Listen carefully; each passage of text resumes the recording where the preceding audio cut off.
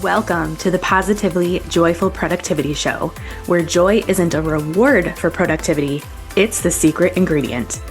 I'm your host, Nicole Louise, coach, wife, and dog mom. This is a no-kid zone by design, created for women who are child-free, childless, or an empty nester embracing your next chapter. You all belong here. Each week, you'll hear inspiring stories from women around the world and learn tools, mindset shifts, and practical strategies for living a joyful life. You'll also discover the science behind why focusing on joy fuels focus, motivation, and lasting productivity. Let's get inspired, get organized, and create a life full of freedom, focus, and joy. All right, everybody, welcome to the Positively Joyful Productivity Show. I'm your host, Nicole, and I am here with a very special lady today, Tana Lewis, the founder and CEO of the Discovery Center for Entrepreneurship. And she is going to share with us an incredible story today. I cannot wait to dive in. So, Tana, welcome and thank you for being here. Thanks for having me. Absolutely. So, I just want to kind of give a little background. So, you actually survived an end-of-life diagnosis. You rebuilt a 28-year-old business and digitized everything so that you could return to work stress-free. Like, you're phenomenal. You are phenomenal. Though that must have been pretty stressful for you, I would imagine. And then returning to work must have been quite the transition after receiving news like that and fighting through and winning. So, productivity tools must have been so incredibly critical for you.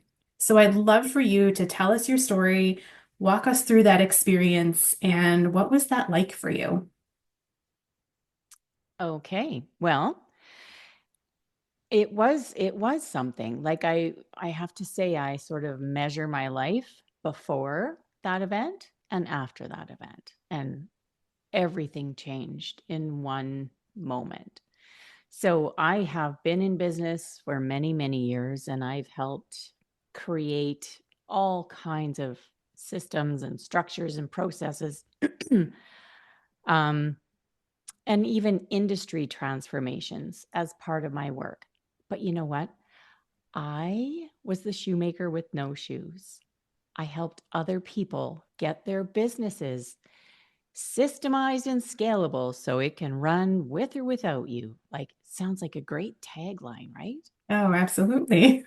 But on the day that I got my critical diagnosis and was told that I had lost 85% of my kidney function, I had a rare disease. It was an autoimmune disease, and my body had started attacking my own organs.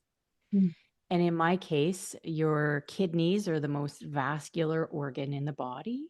So that's the one that went first. But what I had can go after your brain, your lungs, your heart, and go wherever it wants. Oh my God. And so, because it is so rare, it was hard to diagnose. Mhm. And because it's so aggressive, they just said, this is what we can do. We don't know if it's going to work. We don't know if we can help you. So, you Wow. better get your affairs in order. Wow. And then it was like everything changes. Hmm. Um, and it's so funny the way you can think of life and the things that you didn't do and the things that you should have done and the things you wished you were going to get to. Right. All of a sudden, there is no going to get to. And one of the things that I recognized is I didn't have my own systems in place. My business was not able to run with or without me.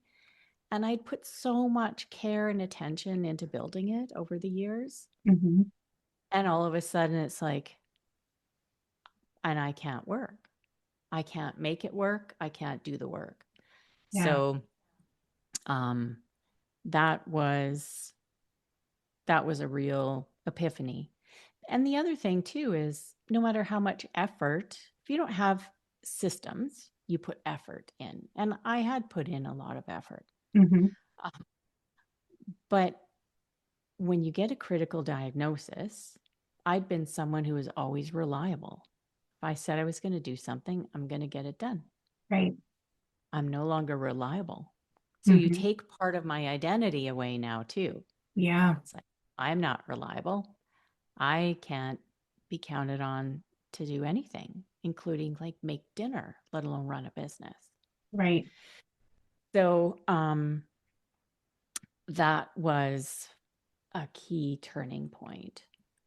And it was no time for me to think or daydream about putting systems in place. It's like, okay, now you're taken off.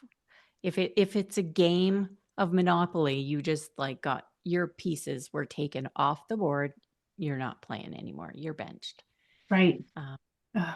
and so then as I started to apply, I have a process called the possibility process. And I started to apply it to my well being, to myself in different ways. That's not what my book was never about that Hmm. wellness, but like how does what I've always said and done apply to me? Yeah. And then as I started to regain some energy, make some progress, regain some kidney function when they said I wouldn't, Hmm. um, I still wasn't reliable, but I had to start looking at my systems. Right. So, what can I put in place so that I can be more reliable? I can show up, even if I only have an hour. Yeah. So this was really you rebuilding your identity through this process. Yep, I did actually have to rebuild my identity. Yeah. That was the hardest part of all. I imagine. I imagined. Oh. Yeah. And you get when you are like that, like you're so depleted. Like there were days where I wrote about it, like I couldn't get out of a chair. Hmm. I had nothing to give in the tank. But as you start to find your way back, I also recognized I don't want to live in a bubble either. Like I want to rejoin the real world. Yeah. And that became how do I do that? Because um, stress is a key factor, right? I had no choice but to come back stress free. So I could live a small life stress free and keep myself safe and protected in a little bubble. Right. But I'd never lived that way. I didn't want to live in a bubble. Right. Who does? Nobody So, would want that. no. So that's that's where I started looking at okay, well, I have to do things differently when I come back. I have to outsource more. I have to hire a team. I can't pretend that I can do it all. Hmm. Um, yeah, and really use my tools Yeah. to leverage my time and to keep myself stress free. Yeah. And I feel like so many people, like those of us who have not been in your situation, we look at stress as this thing that, we have to get rid of it. And I don't know, it's just something, your explanation of I have to get rid of stress was really so critical in a higher level way than most of us look at it. So if we can look at stress as this thing that, you know, it's so significant in our lives and it is something that is manageable, and using productivity tools can help us alleviate that stress. If we can look at it that way, I think that's a beautiful lesson that you have taught us in this story. Yeah, like productivity tools and technology and systems of any kind should really help augment who we are. Like for me, the reason I did that as a job earlier on was I have a terrible memory. Like I learned in the workplace that some people carry all their knowledge and expertise around in their head. Mm-hmm. And I've had to come into a job behind someone who was like this brilliant person that kept it all in their head. Like, Yeah. where do you have it written down? How do you remember that? How do you know? I don't Right. know. And don't tell me, because you'll have to tell me 25 times and I still won't remember on the 26th. So I started to learn systems by trying to be better at my work, because I'm not that person that's going to carry it all around in my head. So I started following people around, Mm-hmm. like documenting and putting it. And guess what happens when you can document things and people can see your systems? They have confidence in you Yeah. because they know if you don't show up tomorrow, there's like a binder at your desk. Mm-hmm. Someone else can come and open the binder and look and go, oh, yeah, we need to do this. Right. And this is how we do it.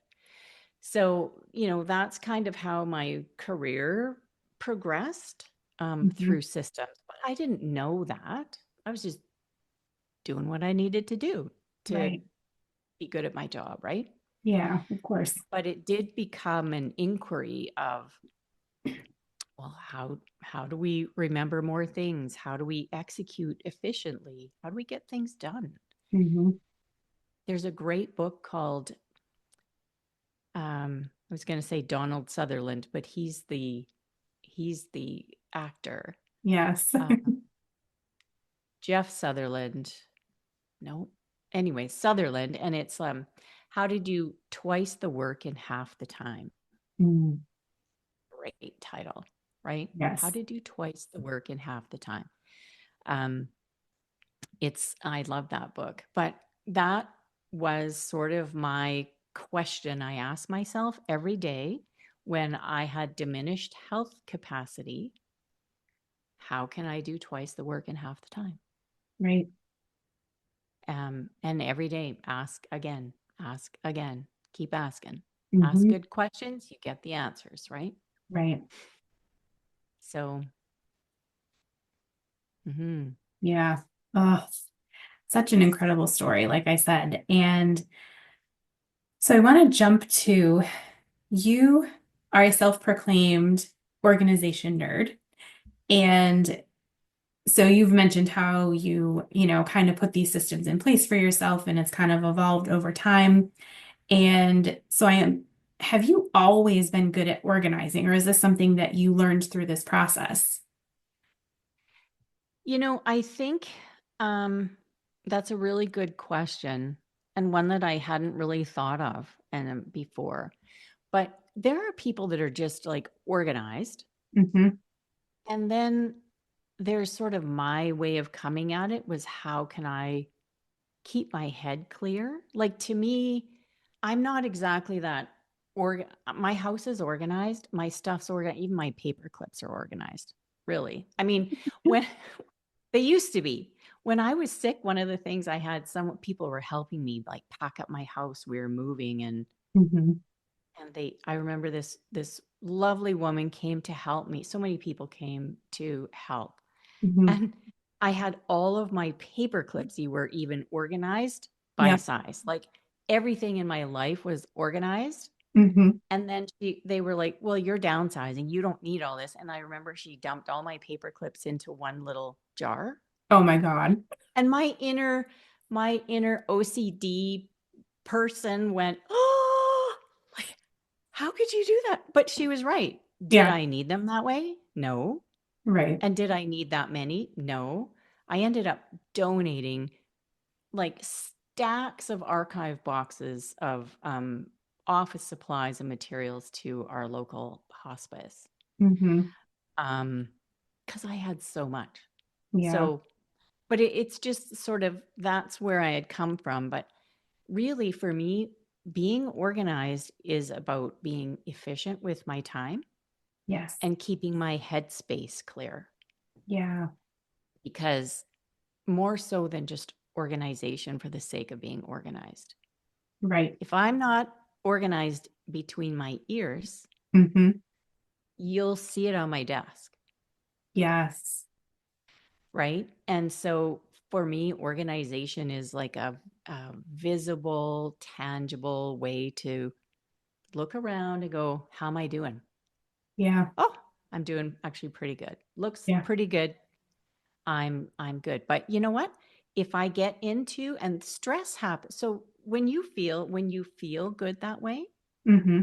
you can handle a lot of things and it's not stressful. Yes. But when you start to feel overwhelmed and behind and confused, but you haven't quite at that point admitted it to yourself yet, Hmm. I can look around and go, oh, yeah, look at that. Does that make sense? Yes, definitely. And so, with that said, I want to ask you, so you talked about headspace and being clear in your head.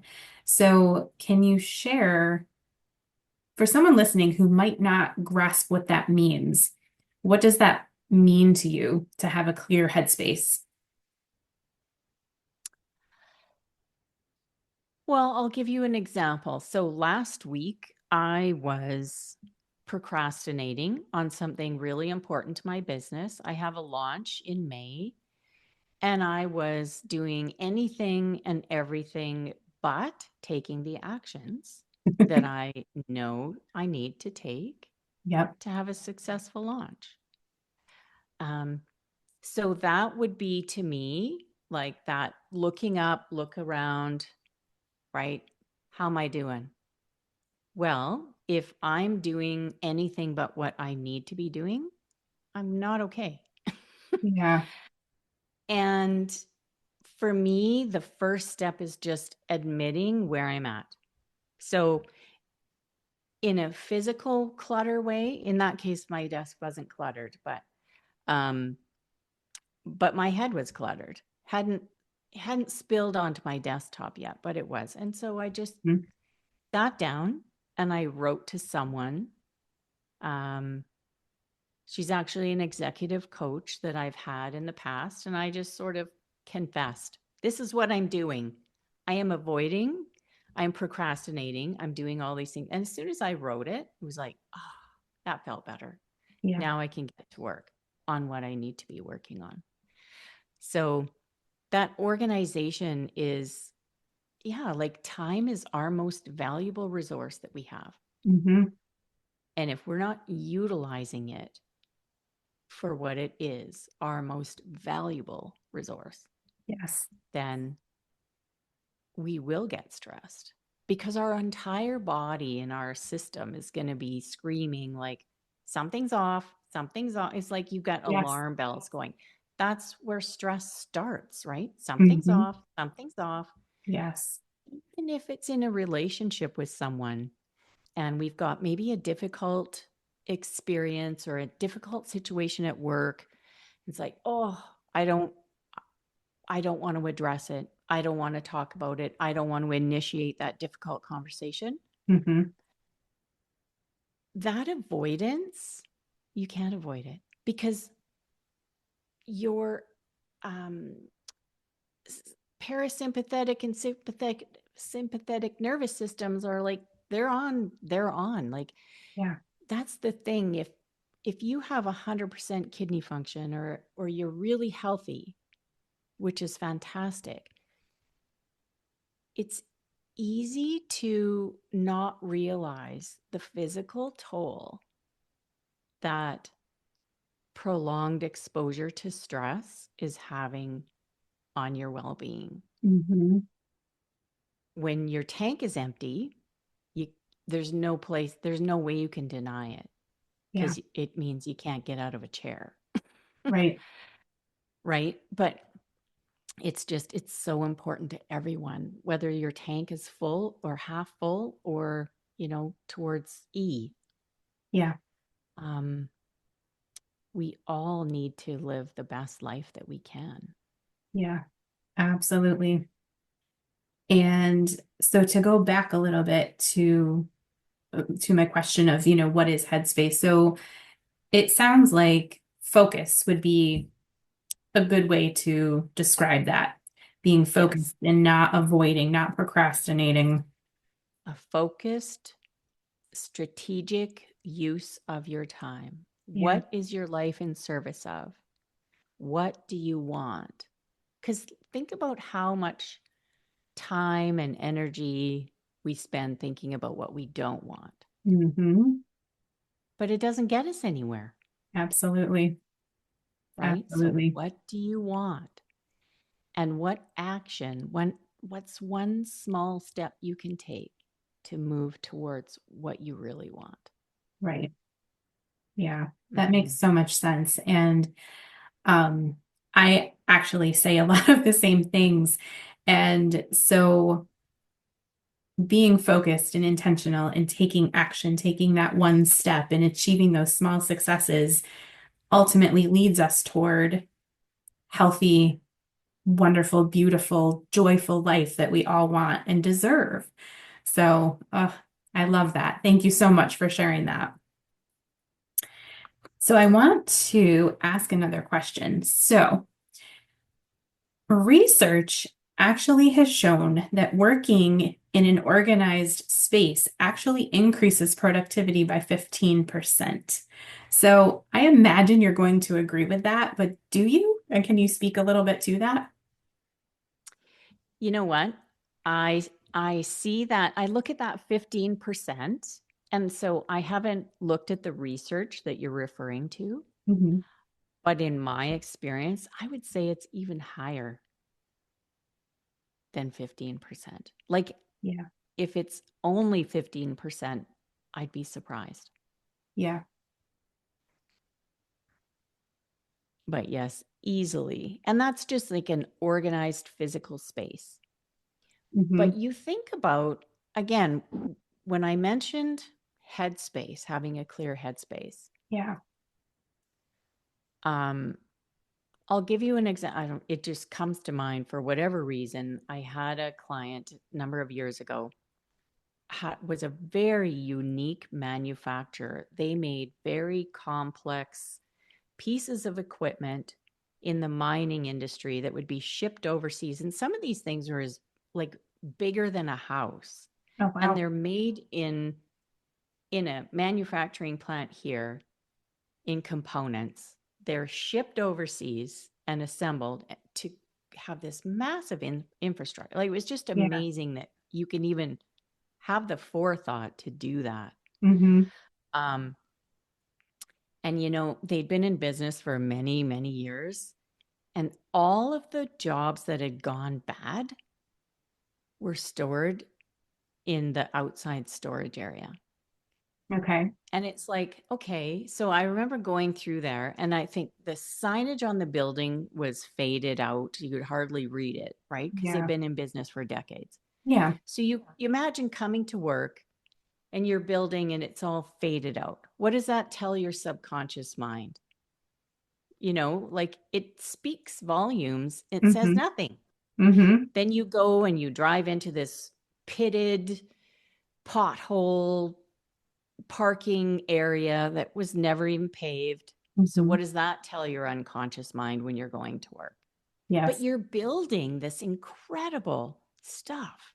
Like you're a brilliant person to even be able to be part of a team doing that.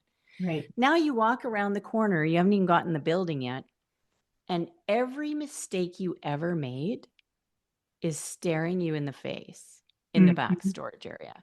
Yeah. We're not even in the building yet. Right. And look at the signals that have taken place. Now, I call that organization. Is Hmm. it? I don't know. Maybe it's not organizing the storeroom. But once I help that owner see their business through fresh eyes and look and put yourself in the shoes of your employees when they come to work. Oh, well, it was no big deal for him after that. He just hadn't seen it. Yeah. He painted the sign, paved. Then later, like he paved the parking lot. Hmm. Then he built a beautiful boardroom because they have all these important meetings, and the guy's like a scientist with clutter everywhere. Yeah. And so started to clean up the clutter. And then he cleaned up that back boneyard where all the carcasses of jobs gone bad were. Mm-hmm. And what would it feel like? So you imagine now, what does it feel like to go to work? Yeah. Is so different. How much productivity was lost just from the unconscious signals all the way through that building Mm-hmm. in the before and the after? Right. That's where I feel like, oh, 15%? I don't know. How much? I was going to say bitching and complaining. But, you just think about the potholes, the sign, like, does that not even just call for bitching and complaining Right. through your day and the standing around the water cooler talking about all the things that are not working, Oh, right. right? Like back to that Oh, yeah. conversation. It just oozes that. And how much of that do you want to measure your productivity by? So Right. to me, if you have a pristine environment, you're actually taking away some of those objections, those complaints, those chronic water cooler conversations that don't add any value to anybody's day. Right. And anyone that, as soon as you participate in them and you walk away, you even feel worse, right? Mm-hmm. They don't feel good. Right. So that organization and that keeping that physical environment pristine for your own thinking, but also to keep the headspace clear for your entire team. Yeah, It's so important. absolutely. Well, and I just think about when I walk into, like, when I'm shopping for clothing, I can't stand those, like, the bargain kind style stores where they have just racks and racks and racks of clothing and everything is mismatched and there's no rhyme or reason to anything. And I walk in there and I'm like immediately overwhelmed. And I feel like it's the same thing. Like, how can you find Yep. anything or get anything done here? And then relating it to your home environment, even, if your house is always messy and cluttered and there's things everywhere. I'm going to call out my parents here. I grew up in a very messy home and it just creates this, uneasy feeling. And I know there's lots of research around that too, how it, creates more stress and chaos for yourself. And so it's really, really incredible stuff. And you explained beautifully, illustrated how, just the look of things and there's potholes and, things need to be painted. Like, I don't think people think of things like that. But when you point it out, it's like, it's so blatantly obvious, right? But Mm-hmm. They're the kinds of things that once you see it, you can't unsee it. yes. But you can be totally blind to it until that moment happens. Yeah. Yeah. And it's good to get an outside perspective. Like you were that outside perspective for them to come in and be like, oh, yeah, hey, maybe we should look at this. And I think Well, that, oh, go ahead. no, I was just going to say that I'm sure that the employees would have seen that too, right? Yeah. There's the vantage point that you stand at when you say that also makes a difference. Because again, it could be maybe you bottom out your car on your way into park. You come Hmm. in, you're a bit pissed off, Yeah. and then you say something about the potholes. It's not heard in the same way. Like Right. a complaint's not heard in the same way. So I would assert that many of the conversations that I had with that owner in one walk around Hmm. had been had many, many times. But it was the perspective that I brought, which was just to like zoom out of your business for a minute, Yeah. put yourself in someone else's shoes, whether it's a Martian or, a newcomer or some client from one of those foreign countries that you're going to ship something to. Hmm. Be that person. Now let's walk through your business, right? You're Yeah. actually inviting them to take on a different perspective than their own. Hmm. And now you've kind of prepared them for receiving all this new information in a way that they can see why it matters. Right. It's not a complaint. Hmm. It's part of building a better system, building a better business. Yeah. And it's like, oh, I never saw it that way before. Right. And I think in a lot of workplace environments, there's a lot of like the employees see things that need to change and they Mhm. make comments and they say things. And then they get frustrated because they don't get listened to either. Yes. But there's a way to rise above your own perspective and the other to be that third party, neutral. There's no right and wrong here. We're not taking sides. We're just looking. Yeah. And then you're not going to trigger defensiveness. Right. Yeah, absolutely. And I know from being in work environments over the years that that is a very valuable skill that many, many, many people lack, so very sage advice. Thank you. All right. So let's talk about low tech and high tech productivity tools. So I'm actually a pretty low tech gal. I love paper and pencil. I grew up writing in my paper agendas in school. And I do use tech productivity tools, but I'm generally a pretty low tech girl. And so I know you use a mix of both. So I'd love to know, what are your favorite low tech tools? Low tech tools. Well, I love paper and colored markers and Mhm. things as well. I do. Um, and for all those years, again, before illness, after illness, right? There's this Yeah. dividing. You've probably heard of the book, The Artist's Way. Yes. So in 2003, I read The Artist's Way, and I remember journaling, like, what am I going to write? Like, I was actually writing, what am I going to write about? I have nothing to write about, blah, blah, blah. Hmm. Fast forward to the year I was diagnosed, 2019, and I had 50 something journals filled. Yeah. I never stopped once I started. So, journals are a great way to process your thoughts and whatever, Hmm. but I believed I was dying, so I shredded all my journals. Yeah. That was a monumentous occasion. And so this is sort of a medium tech. This is a remarkable tablet. Okay. This gives me, I don't know if you've ever seen one. I think This gives years me the ago, yeah. paper and pen handwritten ability. It feels like it. I have an eraser on the end, but I can actually send it to my computer with and convert it to writing. Like my computer recognizes my handwriting, converts it to print.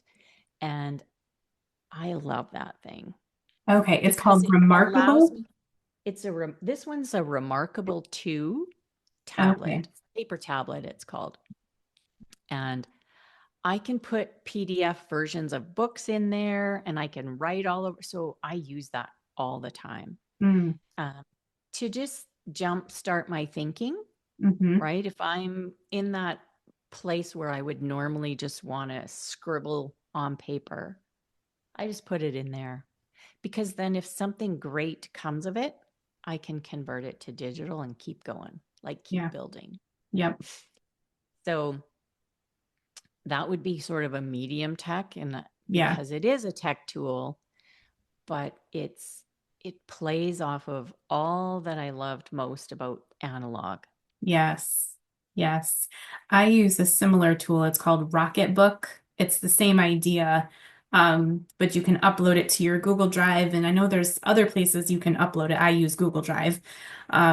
So you can take notes, same thing, you can erase, and it's very handy and cool like that. And of course, you're saving paper, which is wonderful too. But again, it Hmm. has that feel of paper pencil like that we are so used to. So thank you for Yeah. sharing. I love that. Yeah. And that's a great way. Like one of the things I learned early on is it has to make sense. If you're going to build any kind of a system, it has to make sense in the analog world before Yeah. you turn it digital. Because Yeah. as soon as you make something digital and paperless, you can't see it anymore. Yes. Yes. Like, so then it's out of sight, out of mind. Right.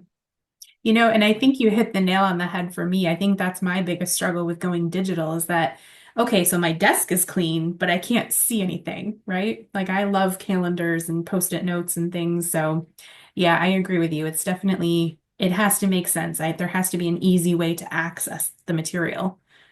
So mhm.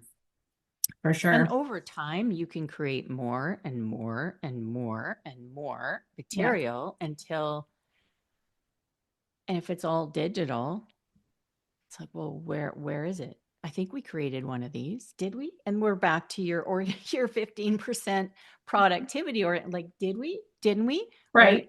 Right? How much time do people waste Hmm. looking for where did we create that? If we Yeah. did, where did we put it? Yes. What's it called? Yep. What's it filed under? Is it on the network? Is it on my own computer? Right? Like Yeah. the opportunity for misplacing or forgetting Hmm. has expanded Yes. so much. It has. It has for sure. So now that we've talked low and medium tech, what's your favorite high tech tool? Um, hmm. I would say for me, when I think high tech, I think scalable, right? Mm. I When I'm thinking about a tool, it's like I want a tool that will have no limits of what I can build. Yeah. So for me, I have found my way to a platform called Entreport, and our website's built on Entreport. Okay. Um, our education platforms built on Entreport. Our CRM systems in there. Our automations are in there. Our contacts are in there. Our emails are in there. It's all in there. So it allowed me to take a whole bunch of different, because think about the learning curve in Hmm. this day and age. Oh, yes. And then every time you meet, like you go to a networking event and someone's, oh, I use this. And of course it sounds really cool. So you want to go look at it. Well, a there's a limit to how many cool bells and whistles you can chase down and start looking at. Yes. At some point, again, when it comes to time is your most valuable resource, how are Hmm. you going to use it? So are you going to be researching like 20 different things? So you get your website built in this platform and your CRM built in that platform and your web launching, you know, um, what do you call those? When you're going to Funnels. have your webinar, like there's webinar platforms, and then Mm. this one has a countdown time. You've got all these plugins Yes. and all these platforms, and they all need to work together. So at the end of the day, really all you're trying to do is scale yourself, Hmm. like scale your expertise. Like, whew, Right. if I'm good at this, then I want my business to be good at this. And I want my business to be able to grow like beyond what an individual can do. Right. And so for me, getting to that point where it's like I have this platform and that platform and that platform. And guess what? They all have their own um, capabilities Hmm. and limitations. They Yes. all have a cap. They all have a ceiling of what they Mhm. can't do. Right. And they all have a right like, and so I started looking at how can I simplify that? so that my team, even when you look in this day and age, when you're trying to outsource and hire people, it's like, I know how to use this like everyone knows how to use a different platform. Right. So this way, we have all of our SOPs, or our standard operating procedures, Mm-hmm. primarily all either the Google Suite, because they're easiest to collaborate with and share and Yes. documents. Google Suite and Ontport together, um, because we can customize it for whatever our clients' needs are Mm-hmm. and give them only what they need, and then teach them how to use only what they need to know how to use. Yeah. So they don't have to feel like, oh, now I need to learn WordPress and now I need to learn this. Right. It's all in one place. Yeah. And it's not about learning the platforms anymore. It's about, back to the first question I said earlier, what do you want? Mm-hmm. Like, what do you want your business to do for you? Yes. And that's all it should do. Yeah. Nothing more, nothing less. Yeah. And if we're out there chasing all these great sounding things, we're not building what we want. Mm-hmm. Yeah, So absolutely. that's why that would be my number one, because we can customize it to whatever somebody's needs are. And if you're an entire community and you want to have like a marketplace, we can do that. Yeah. And if you're just a solopreneur and you want, your follow up to your leads and inquiries to all be automated, we can do that too. Like we Yeah. can go big, we can go small. Yeah.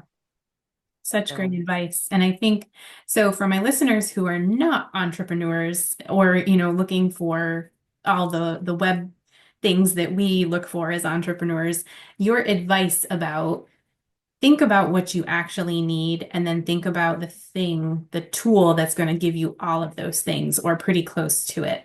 So I think that advice is so important and so helpful for any productivity tool that you're looking into for any aspect of your life. So thank you for that. Great advice. always come back to the same question: what do you want? Yeah, so important. And don't tolerate anything less than. Yes. Right? Yeah. Don't put up with anything that's going to take you off track. If that's what you want, then that's what you shall get. Yes. As women, we need to hear that more and more. Thank you for that reminder. All right. So, one final question for you. So, since we are on the Positively Joyful Productivity Show, I would love to know what is one thing that you do for yourself that brings you joy?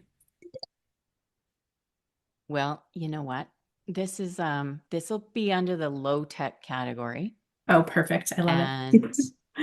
I'm going to first I'm going to stop my little there. My things were going up. So, rings. I love rings. Hmm. Um I'll see if I can show you this up close. Probably not with my face in there. Oh, there it is. There it Oh, is. it's a smiley face. That little happy face. Yes. So my mom gave me this happy face ring when I, I think I might have been 11. Oh, And when I got my diagnosis, it's always been in a box, same box that it came in. Like there was a few years that I wore it, but not a lot because, you're a teenager and then you're too cool for a smiley face. oh, of course. So it went in the box and there it stayed for decades. Hmm. And when I got sick, obviously it didn't fit me. I took it to a jeweler and she made a new band. She made Hmm. it fit. And I put it on. So this is my low tech headspace. How are you feeling? How are you doing? Most of the time nowadays, you'll see my smiley face is going to smile at you Uh-huh. because it's for everyone else. Yeah. But if I have a day, I turn it around and my smiley face ring is for me. I love that. Oh, Tana, that's so cool. I love that so much. What a And great again, it's way. just a reminder, right? Like we all Yeah. need a reminder. And symbolically, when I'm feeling good, I'm just sending, that joy and Yes. possibility out to Mhm. everyone else. They don't know it. I don't say it, but that's what it means. And it's helpful. So not Doesn't have to only, be big things. right. And not only are you doing something that's joyful for yourself, but you're spreading it to others, which is just beautiful. Thank you for sharing that. What a beautiful way And to I end took this. something very special out of a box. Yes. Because again, if you're going to live your life of joy, don't keep it in a box. Yeah. Oh, Mhm. great message. All So, right. Tana, thank you so much for being here today. Thank you for sharing your story with us. You are such an inspiration to all of us listening today, and for me being here with you on Zoom. Thank you so much again. I really appreciated your conversation. And to all my listeners, oh, if you want to check out Tana and possibility.ca, is that the website they can go to check you out? yeah, possibility.ca. Can Yep, they there's find lots of you? free tools there and things as well. Awesome. And are you on social media as well? I am, but I really am on LinkedIn. That is Okay. primarily, I really am all business. So LinkedIn. Yeah. I have a presence on Instagram but yeah, I'm really a LinkedIn girl. Okay. Perfect. So we will link your LinkedIn and your website down below in the show notes. So go check out Tana, show her some love, and thank you all for joining us. Have a great week ahead.